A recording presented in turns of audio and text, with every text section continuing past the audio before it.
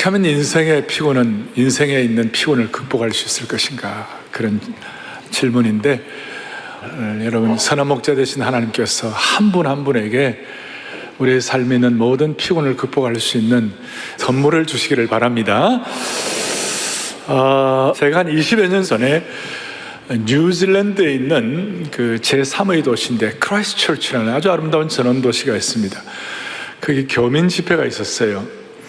그 교민 집회에 가서 이제 말씀을 전하는데, 하여튼 그때만 하더라도 뭐 제가 펄펄 날았으니까 하여튼 막 사람들이 많이 모여가지고 아이들은 강단에도 다 올라오고, 그런데 그게 젊은 30대 후반, 40대 초반의 젊은 부부들이 많이 왔어요. 그래서 제가 참 이상하다.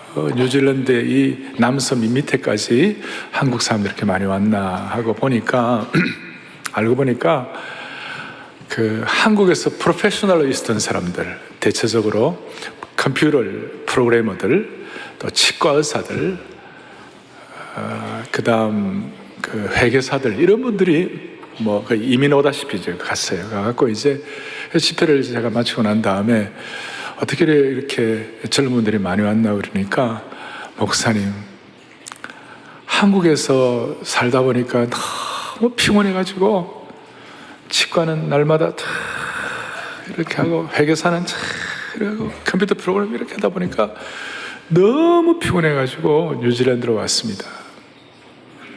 그 피곤하셔서 뭐 하세요? 그러니까, 목사 좀 쉬고 있는데 뭐 어떻게 쉬냐고 그러니까, 하여튼 6개월을 낚시하고 쉬고 여행하고 1년을 그렇게 한다는 거예요. 그래서 제가 그래, 쉬시니까 어떠셨어요? 그러니까, 열심히 낚시하고 쉬다가 코피 났습니다. 코피 났습니다. 제가 그날 그걸 잊을 수가 없는 거예요. 그렇구나, 쉬어도 코피 나구나. 많은 걸 시사하고 있죠. 한국 사회가 경쟁 사회이기 때문에 어떻게 보면 피곤이 일상화되어 있어요. 또 육신적으로 쉰다고 하더라도 또 나중에 피곤할 수 있고. 그래서 여러분, 오늘 피곤에 대한 얘기 할 텐데, 피곤의 반대말이 뭐예요? 곤피? 피곤의 반대말이 뭐예요? 여러분, 대한민국은 총체적으로 피곤한 사회라고 합니다. 엄마 뱃속에서도 애들이 피곤합니다. 태아를 똑똑한 아이로 만들기 위하여 아이들을 가만히 두지는 않습니다. 뭐 필요한 태아 교육은 있겠지만, 과도한 자극으로 인해 대한민국 태아는 나올 때부터 피곤합니다.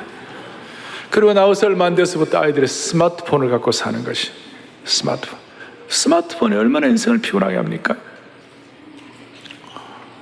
그래서 이 한국 사회가 왜 이렇게 피곤한가, 전문가들이 진단을 해보니까 압축 성장으로 인한 성과주의 때문에 만성적으로 이 사회가 피로 사회가 되었다는 거예요.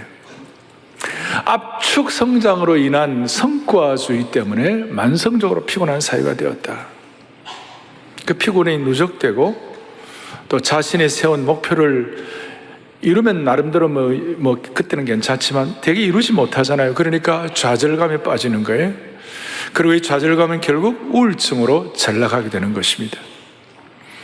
그러니까 성과주의에 집착하는 사회는 피로 사회로 전락하고 결국은 우울증 환자나 낙오자들을 만들어내고 있다는 것입니다. 그래서 나름대로 사회에서 이 피곤 처방을 어떻게 하는가, 세상에서 경쟁보다 협력을 더 이렇게 얘기해주고, 또 승자 독식보다는 상생을 얘기하고, 그리고 좀 쉼을 갖는 인생, 사색적인 삶이 필요하다, 이런 얘기를 합니다마는, 오늘 성경은 조금 더 근본적인 답을 주고 있습니다. 성경은 인간의 피곤이 어디서부터 비롯되었는지를 먼저 말씀합니다. 여러분, 언제부터 인간이 피곤하게 되었을까요? 에덴 동산을 떠나는 순간, 하나님의 품을 떠나는 순간부터 인간은 피곤하기 시작한 거예요. 여러분 동의하십니까? 땀과 수고를 흘려야 우리가 살 수 있었으니까, 에덴 동산을 떠나가지고. 그래서 우리는 이런 의미에서 피곤의 반대말은 건피가 아니고 하나님의 품에 다시 돌아가는 것입니다. 그러니까 back to God, 하나님께로 돌아가고 back to Eden, 에덴으로 다시 돌아가는 것이. 그리고 이 인간의 피곤의 근원은 영적 문제에서 해결되었고, 그리고 영적인 문제가 해결이 없이는 인생의 깊은 피곤은 해결될 수가 없는 것이에요. 그리고 성경은 영적 문제로, 이 영적인 문제의 근본적인 것은 죄의 문제로 보는 것이에요. 그러니까 죄 문제가 해결되지 않으면 인생의 피곤함이 해결될 수 없다는 것이에요. 다윗은 이런 고백을 합니다. 시편 38편의 4절에 보니까 뭐라고 다윗이 고백하는가 같이 보겠습니다. 내 죄악이 내 머리에 넘쳐서 무거운 짐 같으니 내가 감당할 수 없나이다. 이 죄악이 우리에게 무거운 짐이 되고 있는 거예요. 그렇게 무거운 짐이 너무 크니까 같은 성경 8절에, 38편 8절에 뭐라고 되어 있는가 보죠. 내가 피곤하고 심히 상하였음에 마음이 불안하여 신음하나이다. 이 죄 문제 때문에 생긴 것이 결국은 피곤하고 심히 상하고 마음을 불안하게 만든다는 것이. 오죽하면 솔로몬은, 다윗의 아들 솔로몬은 전도서 1장 8절에 뭐라고 말씀하고 있는가, 이런 말씀을 하고 있습니다. 다 같이 보겠습니다. 모든 만물이 피곤하다는 것을 사람이 말로 다 알 수 없다 그랬어요. 만물이 피곤한 거예요. 에덴의 타락 이후에 만물이 피곤하고, 만물이 피곤하는 것을 말로 다 표현할 수 없을 정도라는 거예요. 이걸 여러분들이 좀 말씀을 통해 좀 더 구체적으로 살펴보기 위해서 오늘 제가 이사야 40장을 여러분들 본문을 여러분들 같이 나누었어요. 이 본문은 어릴 때부터 잘 아는 거예요. 뭐 독수리 날개쳐 올라가듯 소년이라도 넘어지고 장정이라도 피곤하지만 여호와를 앙망하는 자는 새 힘을 얻겠다, 이런 내용들을 웬만큼 다 알고 계시는 거예요. 그런데 이사야 40장 앞에 39장에 어떤 내용이 나와 있는가? 피곤한 인생의 예로 히스기야의 아픔이 있어요.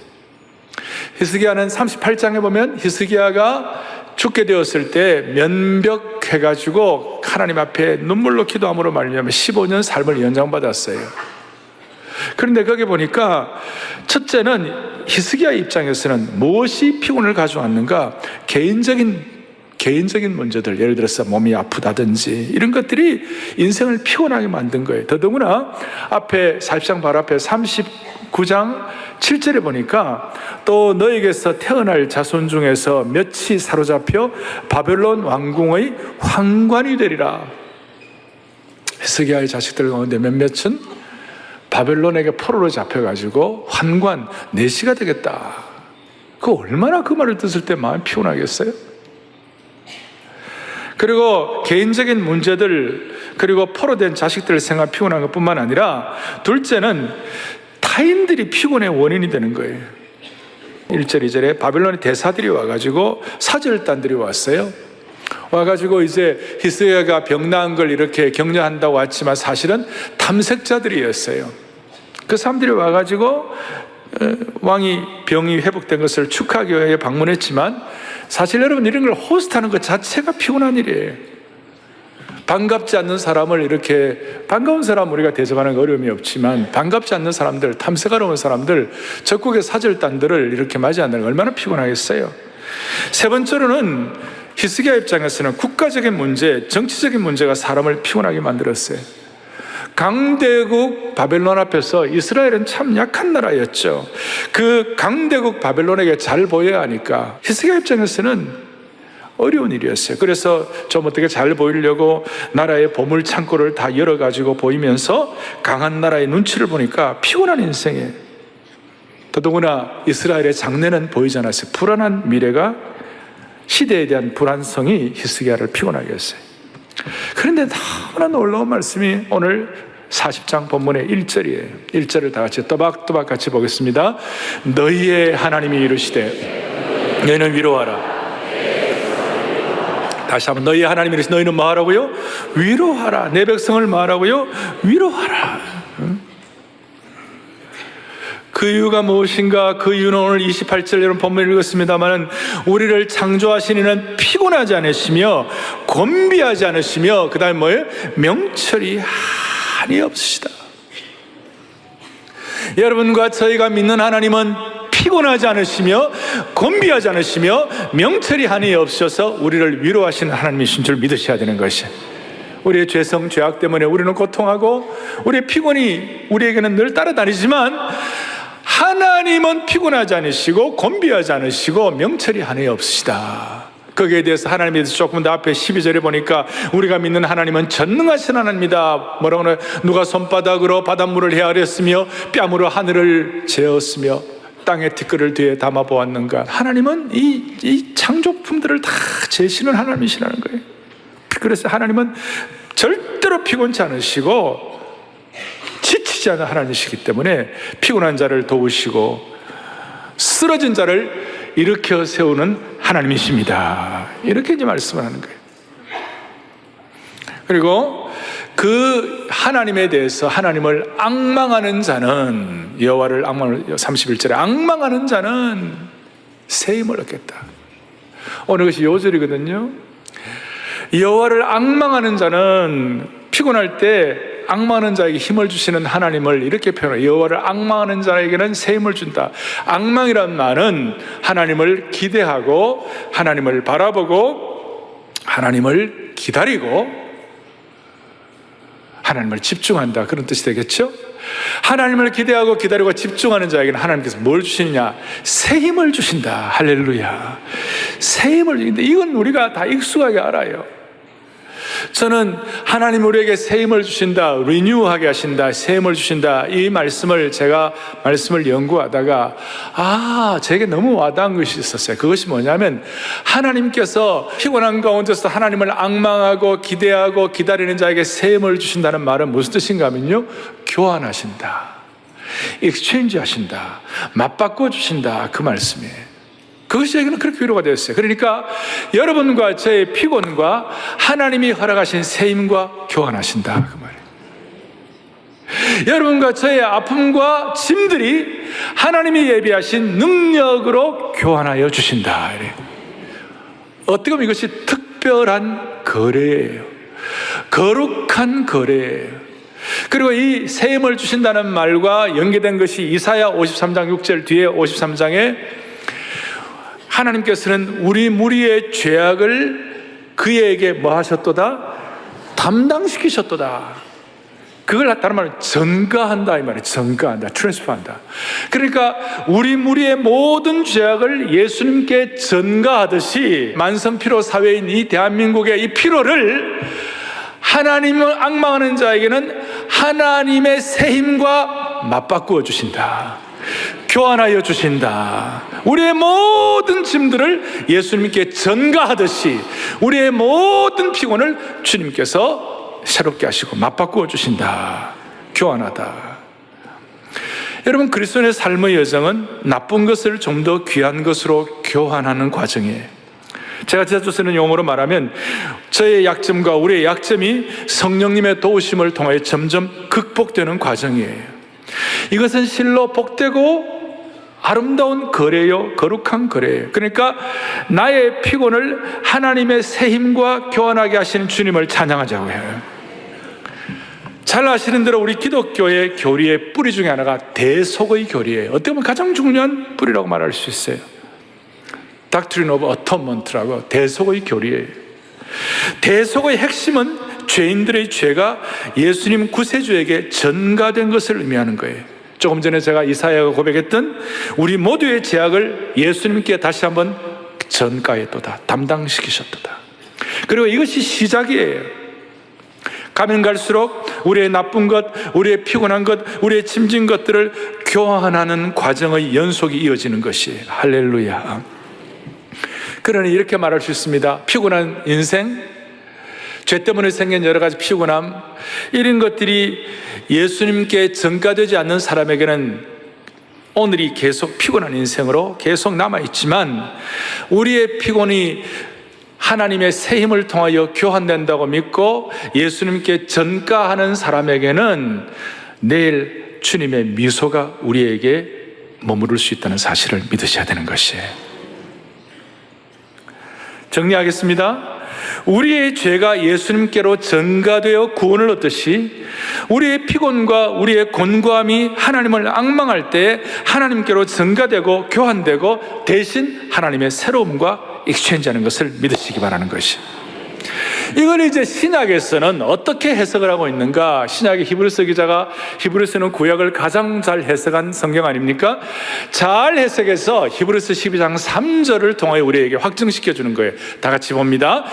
너희가 피곤하여 낙심하지 않기 위하여 죄인들의 이같이 자기에게 거역한 일을 참으신 일을 생각하라. 아멘. 피곤의 극복은 예수님이 해결해 주신 것과 함께 맞바꾸라는 것이에요. 그래서 마태복음 11장에 보니까 수고하고 무겁고 피곤한 자들은 다 내게로 오라. 내가 너희를 뭐예요? 쉬게 하리라. 너무 잘하는 말씀이지만 거기 보면 나는 마음이 온유하고 겸손하니 나의 멍에를 메고 내게 배우라. 교환하라 그 말이에요. 그러니까 오늘 이 예배에 나온 사랑하는 우리 모든 교우들, 방송을 듣는 모든 주의 백성들의 모든 피곤함과 곤고와 아픔과 짐들을 예수님의 온유와 겸손함으로 바꾸기를 원합니다. 주님의 온유와 겸손함으로 바꾸는 그 순간 우리의 피곤이 없어지기 시작하는 것이에요. 조금 세게 얘기하면 주님을 묵상하는 그 순간부터 인생의 피곤이 극복되기 시작하는 것이에요. 사랑하는 교우들이여, 오늘 우리는 우리의 피곤을 극복해 하시는 주님의 처방을 믿는 것이에요. 우리가 주님의 처방을 믿는 이유 중에 하나는 주님이 이 땅에 인카네이션, 성육신 하셨어요. 주님이 성육신 하셔가지고 그리스도의 몸을 입고 우리를 피 흘려주시고 섬기신 축복이 있지만, 성육신의 큰 은혜 중에 하나는 뭐냐면 주님이 인간의 몸을 입고 오셨기 때문에 인간의 연약함과 인간의 피곤과 인간의 고난과 짐들을 주님이 다 이해하신다는 것이에요. 주님이 얼마나 피곤하셨는지 새벽부터 밤까지 사람들을 고치고 치유하고 그들에게 말씀 전하고 하는 것이 너무너무 피곤해가지고 어느 날 풍랑이는 바닷가에 배를 타셨는데 주님이 그냥 너무 고나게 잠들고 계셨어요. 여러분, 웬만큼 피곤하면 그렇게 할 수 없어요. 웬만하면 못해요. 뭐 같이 이렇게 막 배에서 구토하고 막 그렇게 하겠죠. 그 풍랑이는 바다니까. 그런데 주님이 너무 피곤하시니까 거기서 주님은 곤히 잠드셨다고 했어요. 다른 말로 하면 주님은 저와 여러분의 만성적 피로를 이해하시는 줄 믿으셔야 되는 것이에요. 자, 이것이 너무 우리에게 축복이에요. 제가 이걸 사회 철학으로서는 오늘 이 사회는 이 피곤을 극복하는 비결로 상생을 얘기하고 협력을 얘기하고 쉴 줄 모르는 인생들의 삶의 쉼표를 찍어라 이렇게 얘기를 많이 하지만 오늘 우리에게 신선하게 다가오는 건 뭡니까? 하나님이 세임 주신다는 것은 우리의 연약함과 피곤함과 주님의 세임을 바꾸신 줄로 믿습니다. 그리고 주님의 온유와 겸손함과 바꾸는 그 순간 우리의 피곤이 해결된다는 사실을 확신하십시다. 삶에 보통 사람들은 밑빠진 독이에요. 조금 피곤 풀어도 또 며칠 지나면 또 피곤하고, 휴가가 또 오면 그것이 또 너무 피곤해가 또 하루 더 쉬어야 되고, 그런 인생이 밑빠진 독인데 주님은 우리에게 밑빠진 독이 아니라 새 힘의 독으로 바꿔주시는 것이, 아이들 말할 때 내 헌집 주라, 내가 새집 줄게 그런 얘기 하잖아요. 예? 헌집 줄게, 새집 다오 그런 얘기 하는데 우리의 피곤의 헌집을 하나님의 새 힘의 새 집으로 바꿔주신 줄로 확신합니다. 예. 자, 그 다음 생각할까? 그럼 구체적으로 이 피곤을 어떻게 극복할 것인가? 구체적인 피곤 극복법을 좀 오늘 말씀을 통해 31절 요절을 통해 조금 더 정리하겠습니다. 다시 한번 31절, 여호와를 뭐 하는 자는요? 앙망하는 자. 뭘 얻는다고요? 교환시켜주는 거예요. 이제 그 다음부터 셈을 넣는데 그 셈을 넣는 수준이 독수리가 날개치며 올라감 같을 것이요, 그 다음에는 다른 박질하여도 곤비하지 아니하겠고, 세 번째는 걸어가도 피곤하지 아니하리라. 특별한 말씀이에요. 일반적으로 히브리어의 어떤 글의 표현법 중에 대체적으로는 점층법이에요. 크레센도예요. 점점 올라가는 거예요. 그런데 오늘 이 말씀만은 점강법이에요. 위에서부터 내려와요. 처음엔 날개치는 것, 그 다음에 다름박질하는 것, 그 다음에 걸어가는 것. 신앙생활을 세 종류의 신앙생활을 말해요. 첫째는 날아오르는 신앙생활. 여러분들이나 저나 이럴 때가 있었잖아요. 날아오르는 신앙생활 할 때 있었잖아요. 저도 소명 발견하고 청년의 시절에 하나님 나라 꿈을 가지고 집중할 때 정말 펄펄 날았어요. 저는 예수 믿는 집안에서 태어나가지고 어릴 때부터 신앙생활이 익숙해 있었지만 저희 집 사람은 사돈 팔촌 한 명도 예수 안 믿는 집안에 처음 예수 믿었어요. 근데 저희 집 사람 같은 경우는 예수 처음 믿고 제가 볼 때 그때 날았어요. 증거가 뭐냐? 자기는 저하고 교제할 때 자기는 미장원에 갈 때 기도한대요. 어떻게 기도하느냐? 오늘 미장원 이 머리를 해주는 사람에게 주님 제가 복음을 전할 수 있게 하여 주시고 이분이 예수 믿게 하여 주십시오. 내가 깜짝 놀랐어요. 나는 이발소 갖고 기도 안 하는데. 제가 볼 때 우리 집 사람은 그때, 제가 저희 집 사람 얘기를 거의 안 하는데 우리 집 사람은 그때 펄펄 나는 신앙생활이었어요. 여러분 이럴 때 있을 거예요. 그때는 뭐 정말 펄펄 날죠. 사명 발견하고 꿈 발견하고 선교하고. 그런데 인생에 늘 날기만 할 수 있습니까? 늘 날아다니면 땅에 언제 발을 딛고 살아요? 두 번째로는 달리는 신앙생활이에요. 뛰어도 피곤하지가 않은 거예요. 엘리야 아시잖아요. 엘리야, 빗속을 달리는 엘리야. 갈멜산의 전투에서 승리하고 난 다음에 아방 앞에서 40주야를 뛰었어요. 그 최초의 영광스러운 마라토너가 엘리야예요. 엘리야 뛰는 거예요. 근데 언제 인생이 날마다 뛸 수가 있느냐고요. 그래서 인생의 생애 가운데, 신앙생활 가운데 나르는 신앙생활도 있고 뛰는 신앙생활도 있지만, 그래도 여러분과 저의 삶에 제일 많이 하는 것이 뭐냐면 걷는 신앙생활이에요. 그래서 우리가 피곤을 극복하고 하나님이 주시는 새 힘과 교환해서 살아가야 할 때 제일 필요할 때가 언제냐면 걸을 때 필요한 것이에요. 오늘 걷는 신앙생활에서 어려운 교우들 승리하기를 바랍니다. 이 걷는 신앙, 꾸준하게 걷는 거예요. 날아오르는 시간보다도, 달려가는 시간보다도 걸어가는 신앙생활이 겉으로 가장 길다고 말할 수가 있는 것이 꾸준히 걷는 거예요. 그리고 걸어가도 피곤치 않다는 말은 인생에서 가장 중요한 안정감을 말씀하고 있는 것이에요. 어떨 때는 걷는 일이 지루하고 처지는 느낌이 들 때가 있어요. 그런데 멈추지 않고 꾸준하게 걷다 보면, 평범한 신앙생활 가운데서도 꾸준하게 걷다 보면 좋은 결과가 있어요. 그것이 뭐냐? 피곤하지 않게 신앙생활하는 것이에요. 할렐루야. 어떨 때는 걸으면서 기다리기만 해도 하나님의 놀라운 권능이 흘러들어올 때가 있어요.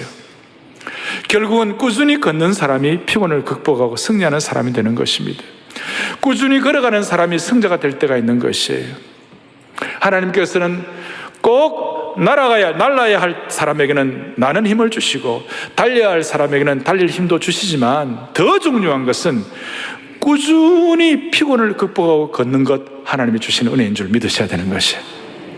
오 놀라운 구세주 예수 내 주 참 능력에 주시로다.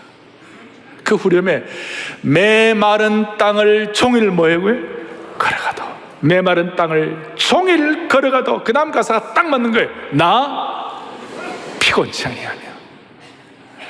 오 놀라운 구세주 예수 내 주 참 능력에 주시로다. 하나님을 앙망하는 자에게 하나님은 참 능력의 새 힘으로 교환해 주시는데, 메마른 땅을 종일, 광야 같은 생활을 종일 걸어간다 할지라도 피곤치 아니하며. 이 찬송을 쓴 분이 누구예요? 페니 제이 크로스비 여사. 난지 몇 달 만에 눈을 못 보는 맹인이 되어가지고 그렇게 힘든 인생인데도 불구하고 나 피곤치 아니하며. 할렐루야. 진정한 신앙 고백이에요. 나 피곤. 우리가 내 신앙생활이 나르는 신앙생활을 하고 있다, 내 신앙생활 뛰는 신앙생활을 하고 있다, 늘 그렇게 말할 수 있는 사람이 몇 명이나 있겠어요?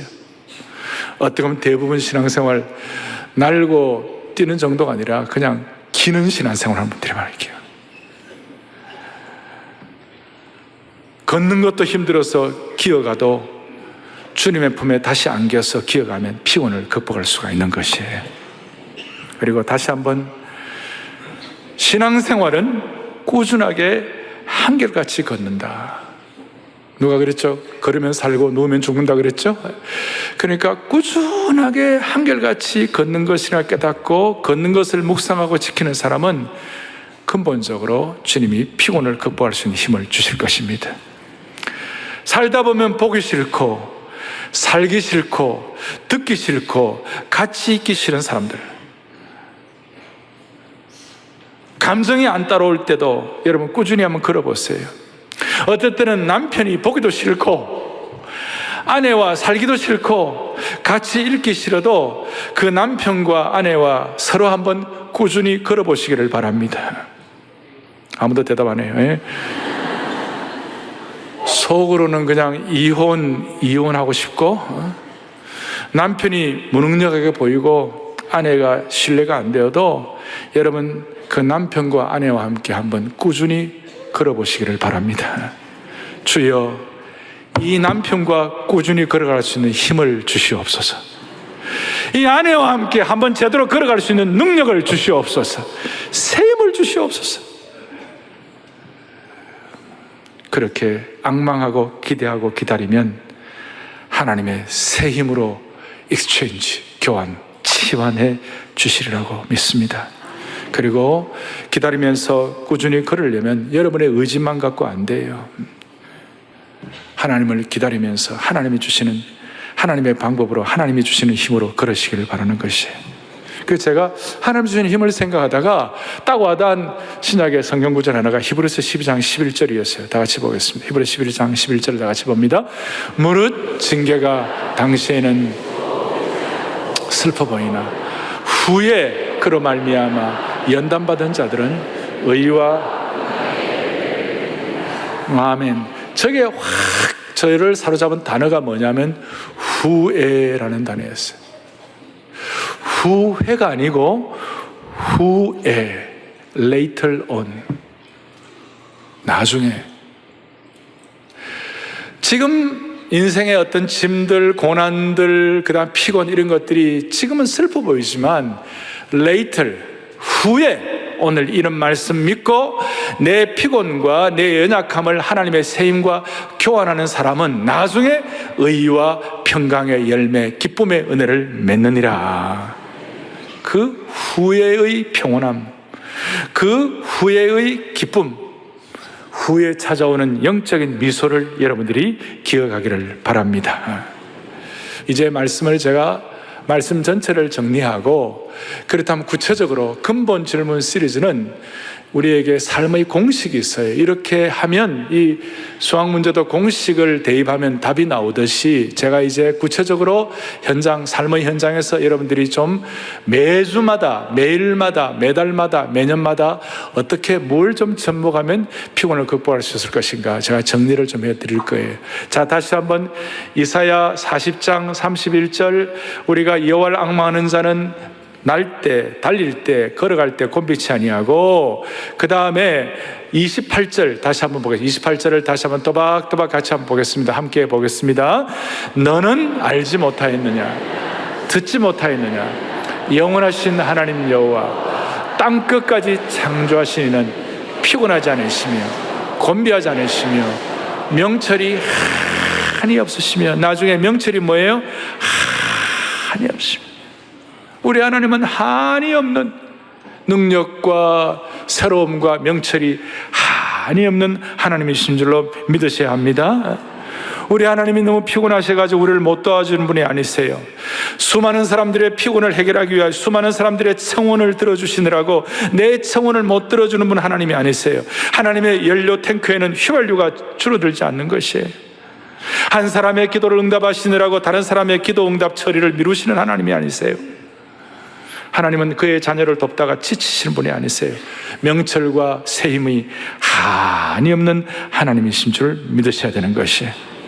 그러니까 우리의 피곤이 중요한 것이 아니라 하나님 되심을 믿으십시다. 그리고 꾸준하게 생활 현장에서 걸어가며 접목해야 할 것, 공식을 말씀드릴게요. 첫째, 매주마다 접목해야 할 것, 매주마다 해야 할 것. 여러분, 매주일마다 해야 할 것, 매주일 이 주일 예배가 피곤 극복 최고의 보약인 줄 믿으셔야 되는 것이에요. 다시 한번, 매주일 무슨 예배가요? 주일 예배가. 주일 예배를 영적 피곤을 극복하고 신선해지는 날로 잡으셔야 되는 것이에요. 제 얘기가 아니에요. 우리는 광야길을 가는 인생이에요. 사막길과 같은 이런 인생이에요. 광야길과 같은 광야의 길이에요.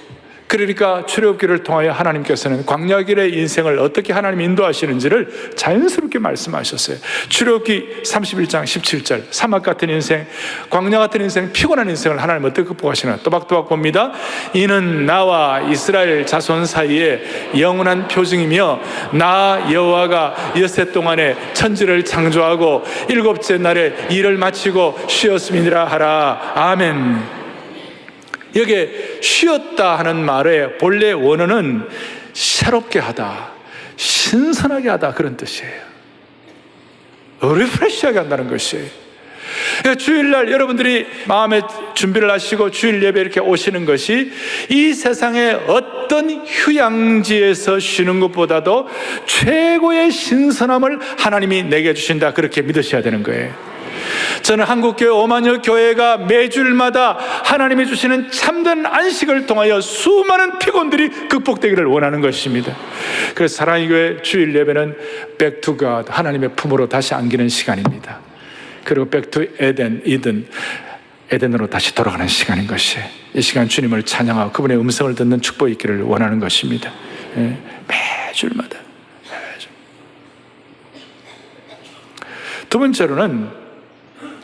두 번째로는 데일리, 매일마다 해야 할 것. 이것은 뭐냐? 매일매일 예수님께로 가서 멍에를 쥐고 예수님이 주시는 쉼을 배우셔야 되는 것이에요.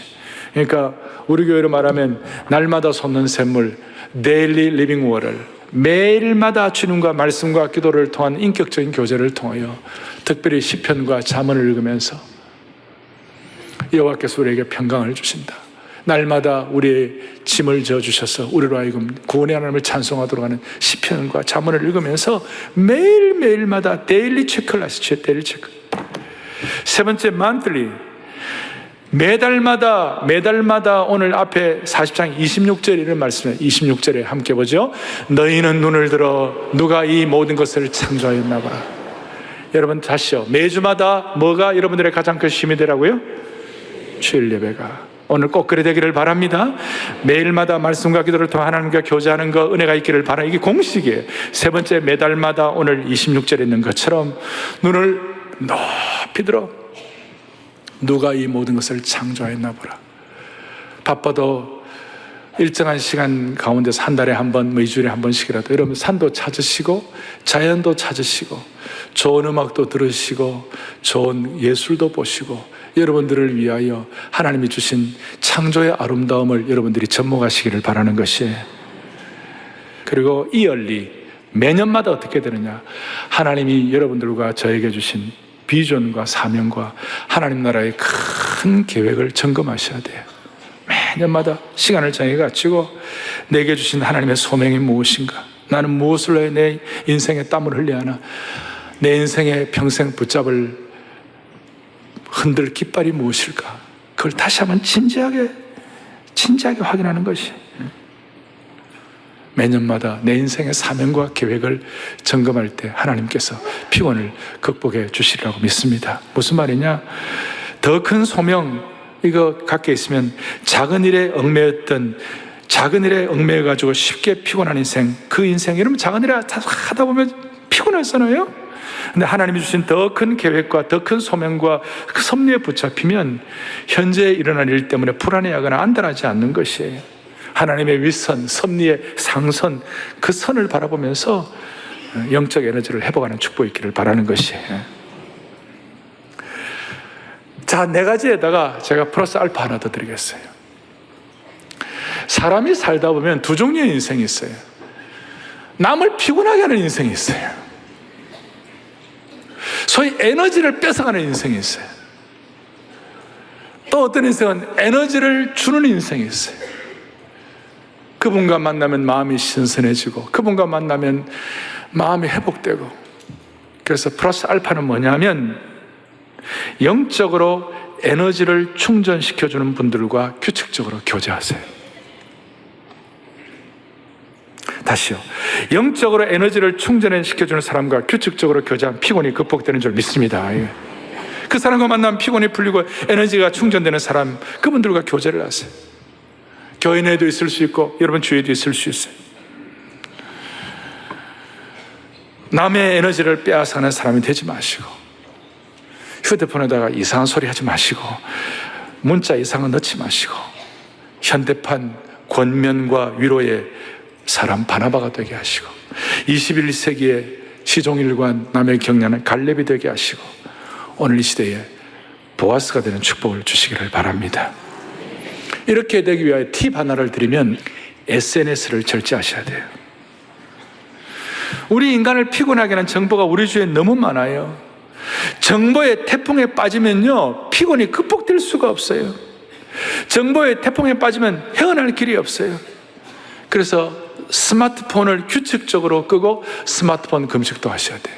그럴 때 여러분, 그 세상적인 피곤이 극복되는 줄 믿으셔야 되는 것이에요. 제가 보니까 이 스마트폰 밤에 주무시기 전에 들어갔다가 그 요즘 그런 거 있잖아요. 사생활 노출 서비스 들어보셨어요? 페이스북 이런 데 들어가고 남들 그거 하다가 30분, 1시간, 2시간 언제 지나가는지 모르는 분들이 많아요. 얼마나 피곤하겠어요. 눈에 잠잘 때 잔상이 사생활 노출 서비스. 여러분 그거 이틀 전에 했던 거 다 기억나세요? 다 까먹고 사람을 피곤하게 할 뿐이에요. 잠자기 전에는 좋은 책도 읽으시고, 잠자기 전에는 좋은 음악도 들으시고, 잠자기 전에 결코 SNS 너무 깊이 들어가지 마시고, 그리고 좋은 책들, 얼마나 좋은 책이 많아요. 우리를 새롭게 하는 책들. 제가 최근에 읽은 이스라엘 대통령 시몬 페레스의 책들을, 전기를 읽다가 제가 느낀 것이 정말 많았어요. 좋은 전기들, 좋은 책들 머리맡에 갖다 놓고 잠자기 전에 한 페이지라도 읽고, 그렇게 할 때 하나님께서 우리로 하여금 영적 에너지를 충전하는 사람들과 교제하도록 만들어 주시리라고 믿습니다. 오늘 이 말씀 가운데 사랑의 교회 교우들은 매주일, 매일, 매달, 매년 피곤을 극복하고 승리하는 주의 종들 되기를 바랍니다. 그 38년 된 병자에게 예수님이 찌들어가지고 완전히 세상을 한탄하는 그 사람에게 예수님 뭐라고 그랬어요? 너 더 이상 인생 한탄하지 말고 피곤해하지 말고 너 자리를 들고 일어나 걸어가라 그랬어요. 오늘 우리의 마음에 누워있던 자리를 벌떡 일어나가지고 걸어갈 수 있는 주의 종들 되기를 간절히 바랍니다.